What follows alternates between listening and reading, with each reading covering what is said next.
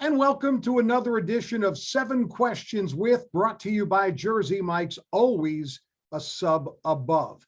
Of the 9 first-time coaches in the Shore Conference this fall, maybe the most interesting change came at Rumson Fairhaven, where, yes, it's a new head coach, just happens to be the same last name.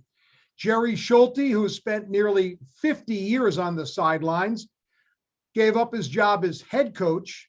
His son, Jeremy, took over, but Jerry didn't go far. He replaced Jeremy as the defensive coordinator. And if you know anything about Rumson, you know it starts with defense. The Bulldogs last year led the Shore, gave up less than 7 points per game. So we are excited to chat with first-time and first-year head coach at Rumson Fairhaven, Jeremy Schulte.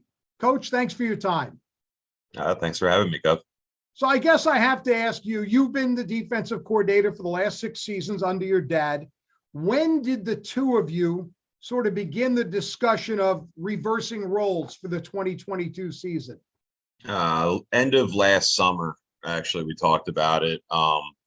Just kind of, I had just finished up grad school, had just gotten tenure, all those things, you kind of want to knock out of the way before, you kind of take over as head coach of a program.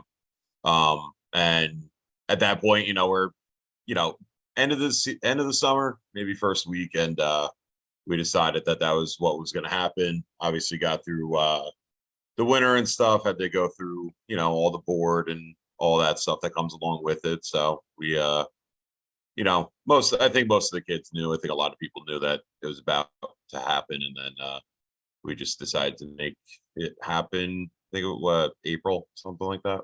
Okay. So this is your first opportunity as a head coach. Was it something you were striving for? And if not at Rumson, would you have pursued other opportunities down the road if your dad didn't make this move? No, I don't. I'm not leaving Rumson anytime soon. It's a great place to work. I didn't always want to be a head coach by any stretch. I kind of got to see a first-hand point of view of it growing up and seeing what it was like. But also, I feel like in a place like Rumson and Fairhaven, it is a little bit different. There is a ton of community support, administrative support, everything like that, which is outstanding. And I'm the head boys track coach in the spring too.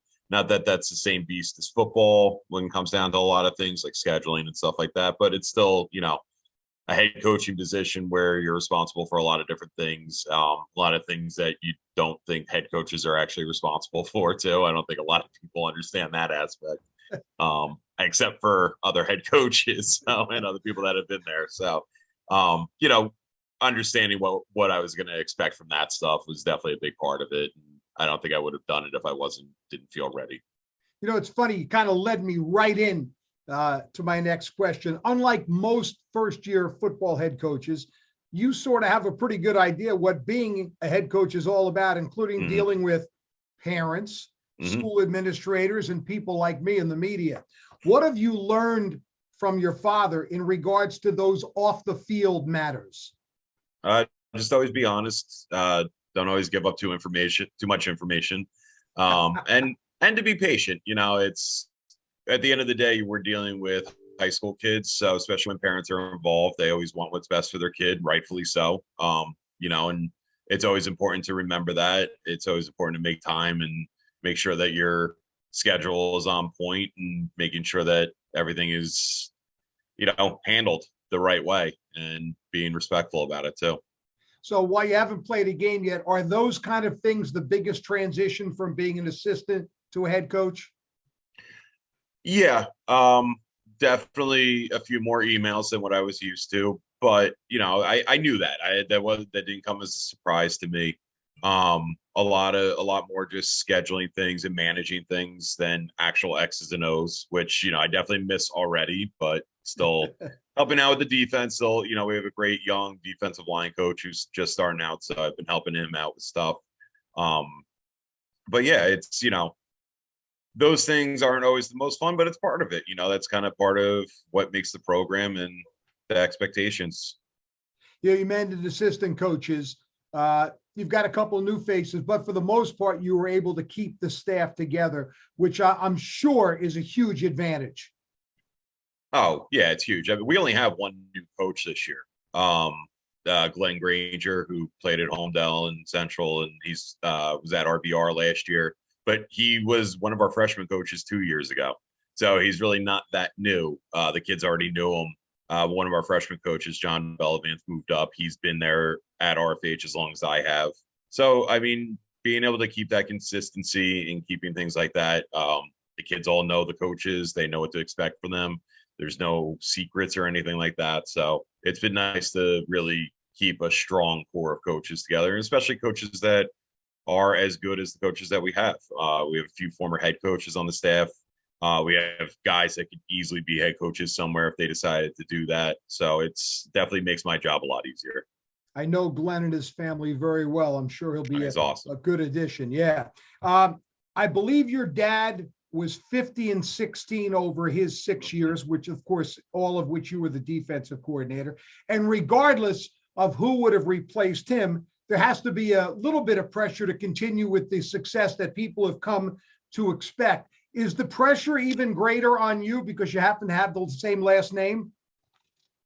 I don't know. I don't think so. I don't feel it. I haven't felt that from anybody in the community or anything like that. But we also, our expectations are always high. You know, we always expect to be one of the top teams in the shore. We always expect to hopefully make a good run in the playoffs and stuff like that. So that's just kind of, I knew that came with the territory. So that doesn't surprise me. And it's one of my expectations. I mean, I definitely hold the kids to a high standard and I expect them to, do what they need to do to be successful during the regular season and then get through to the playoffs and hopefully make a good run. Yeah, nobody in the shore can match what you've done. 6 state sectional titles in the past 12 years is just an incomparable record. And you came up just short of adding number 7 last year, which I'm sure was a little bitter pill to swallow to lose your last game to Woodrow Wilson. And this year, there is no easy schedule. You're in the American Division, which clearly is nobody, they won't acknowledge it officially, but we know is the premier division in the Shore Conference. Red Bank Catholic, Donovan Catholic, Middletown South, Manalapan, and Wall. And if that's not challenging enough, you open up with a very good Toms River North team on September 3rd at Rutgers University. Now, I know this. You're going to tell me you want to play in big games week in and week out, correct? Yeah, absolutely. Like we talked about, I've been there for a long time. I remember when we played a lot of the smaller schools and, we were starting to grow our program and got to a point where didn't have enough PowerPoints even going 7-1 or 6-2 to make it to the playoffs. So being where we're at now, this is something that, we've talked about as a staff for a long time that we want to be in this type of division, playing these types of teams. We love it. I noticed one of the things I was always impressed with when watching Rumson play was when you would come out onto the field and it would be like, when does the line end? How are your numbers this year? A little bit lower than last year. We're down to 85 this year. But we have another 45 on the freshman team. Because our freshman program does a great job retaining kids. So our numbers are okay.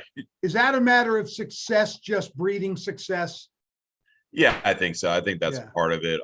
We have kids that really want to be a part of the program and, a lot of them contribute in a lot of different ways. Yeah. So it's awesome to have it. All right. So I got to ask you the one family question. Now that you're the head coach, when there's a family dinner, do you sit at the head of the table? No, that'll not happen. That'll not happen. I'm more likely to probably eat outside. So is it exciting to continue to work with your dad and in this kind of situation? I mean, father-son, there have been father-son combinations. I don't know if there's ever been one where the son replaced the father immediately, but what a special time for your relationship to continue in this fashion. Yeah, it's great. We're all excited about it. I'm excited. My dad is, our whole family. It's really cool to be able to do it and be able to get to hang out with him and do something that we both love to do every day together. That's special. And I know not a lot of people get to do that. So that's definitely not lost on me. I mean, that's not to say we don't have our disagreements about things, but now the difference is I get to tell him what to do. I So was going to say, first time have you overruled him yet? no, I don't need to. He knows what he's doing. I wouldn't have him there if I didn't trust him. If anybody, I probably trust him the most. So it's great. It's really, really exciting.